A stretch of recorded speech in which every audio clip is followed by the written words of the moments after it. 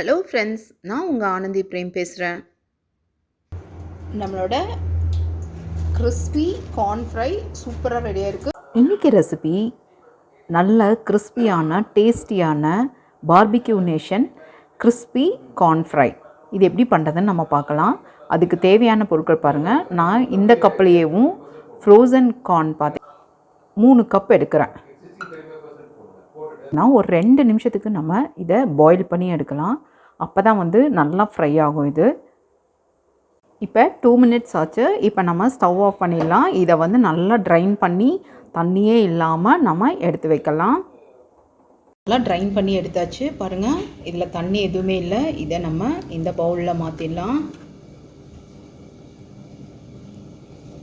இதில் மாற்றிட்டு இதில் ஒரு 5 டேபிள் ஸ்பூன் அளவுக்கு கார்ன்ஃப்ளவர் மாவு மட்டும் ஆட் பண்ணலாம்.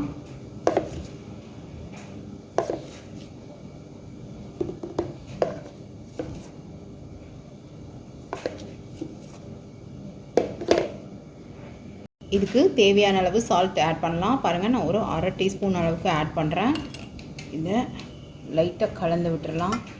இதில் இருக்க தண்ணியே போதும். அப்படி வேணும் அப்படின்னா நம்ம இதில் லைட்டாக தண்ணி மட்டும் தெளிக்கலாம்.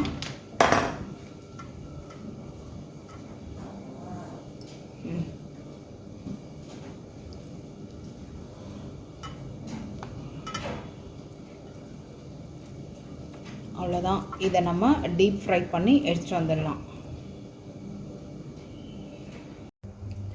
நம்ம ஆயில் நல்லா சூடாக இருக்குது. இப்போ நம்ம இந்த கார்னை நம்ம அப்படியே போட்டுக்கலாம்.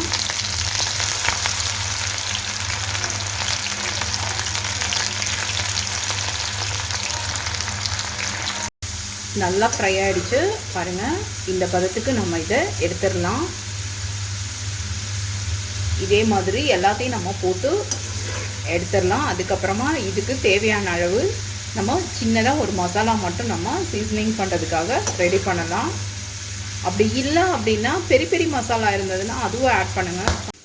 நாம் இது ஃபுல்லாக ஃப்ரை பண்ணி எடுத்ததுக்கப்புறமா இந்த மசாலா நம்ம கோட்டிங் பண்ணலாம், சீசனிங் பண்ணலாம். அப்போ தான் ரொம்ப டேஸ்டியாக இருக்கும். ஒரு 1/4 டீஸ்பூன் அளவுக்கு உப்பு சேர்த்திக்கோங்க. அதே மாதிரி பிளாக் சால்ட் ஒரு 1 பிஞ்ச் அளவுக்கு நம்ம இதில் ஆட் பண்ணிக்கலாம். நல்லாயிருக்கும், ஒரு புளிப்பு சுவையோடு நல்லாயிருக்கும் இது. அப்புறமா காஷ்மீரி ரெட் சில்லி பவுடர் ஒரு 1/4 டீஸ்பூன்.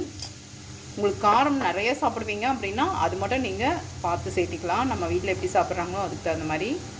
கரம் மசாலா ஒரு 1/4 டீஸ்பூன்.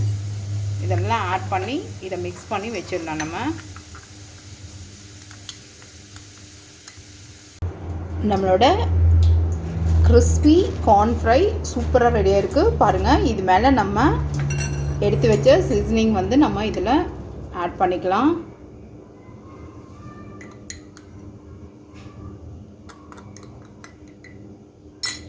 கூடவே ஒரு 1/2 டீஸ்பூன் பெரி மசாலா எடுத்து வச்சுருக்கேன். இது இருந்தால் நீங்கள் சேர்த்திக்கோங்க. அப்படி இல்லை அப்படின்னா இதை ஸ்கிப் பண்ணிவிடுங்க. இதுவும் போட்டால் செம்ம டேஸ்டியாக இருக்கும். இதை நம்ம நல்லா கலந்து விட்டுடலாம்.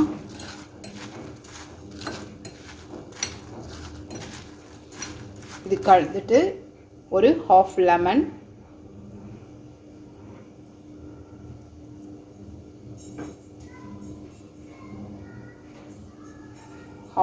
புழிஞ்சுக்கலாம்.